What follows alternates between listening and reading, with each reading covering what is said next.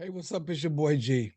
Today is Monday, 11/27/2023, and my first of 8 in my 8-video series, Google's 8 Principles of Disruption, begins today.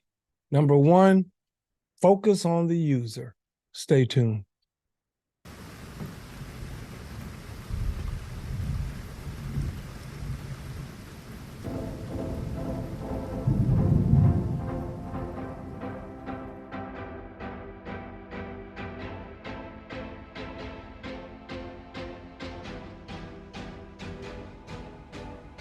Hey, it's your boy G. Don't forget to like, comment, and subscribe so you know when I'm making these videos. Like I said, this is number 1 of 8 in a series called Google's 8 Principles of Disruption.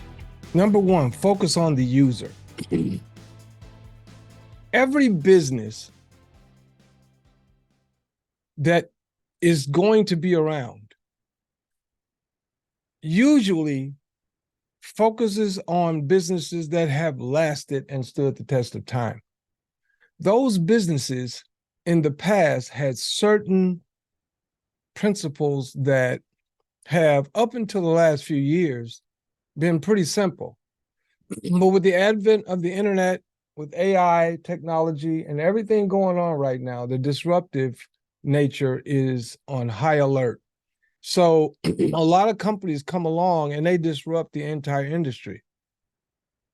Kodak was not ready to be disrupted because they were too big and they didn't focus on the user. If they had focused on the user, they would have taken the time to figure out, is the film industry, the actual film that you put in a camera, is that industry going to last with the advent of digital cameras? They didn't pay attention and they got basically blasted. Now they're still around and now they're trying to make a Super 8 movie.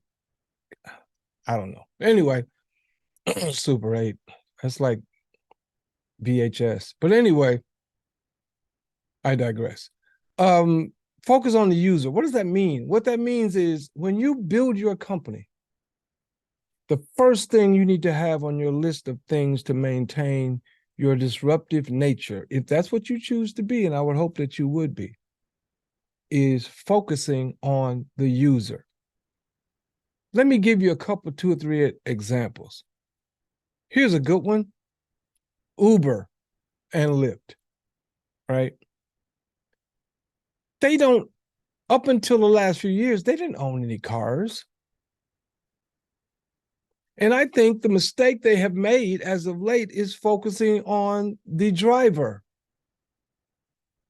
Because if they focus on the user, they will maintain their size and disruptive nature. They killed the taxi industry. They killed the limousine industry. They literally killed it. So if they're smart, they focus on the user. The driver will figure it out. The salesperson in any business will figure it out. But the disruptive nature moves too fast for the individual to catch up. So you have to focus your business on the user, the person who is going to be purchasing and using your product, business, or service. If you don't, you're in trouble. Now, I don't know the inner workings of Uber. So maybe Uber is thinking like I would do if I were at the head of Uber. If I was the head of Uber, I would focus on autonomous cars. Straight up. I would focus on cars that don't need a driver. I would put a lot of my lobbying power, weight, influence into making sure that every city in the United States has allowed for autonomous driving. Let me give you an example. There's a woman named Myrna. I know her personally. That's all I'm going to say. But she's handicapped. She's in a wheelchair. Completely, she can't do anything for herself but move her wheelchair electronically, right? She, basically by herself, lobbied the city of Grand Rapids, Minnesota, to the degree that they now have autonomous vehicles. Now, right now, there's a driver in every car. Even though he's not driving, he's there in case of emergency. Okay, he's got a job for a little bit, right? But she lobbied so that that small town in Minnesota, which has gone above and beyond what the Twin Cities, the two biggest cities in the state of Minnesota, have done, to have autonomous vehicles that pick up handicapped people all over the city and take them where they want to go. There's routes. You get in, they've got wheelchair accessibles. You get in, they take you where you need to go. No driver touching anything. And they're hybrid right now, but they soon will be electric. That's the future, because she focused on the user, and the company who gave them the opportunity focused on the user, and the city focused on the user, and the state focused on the user.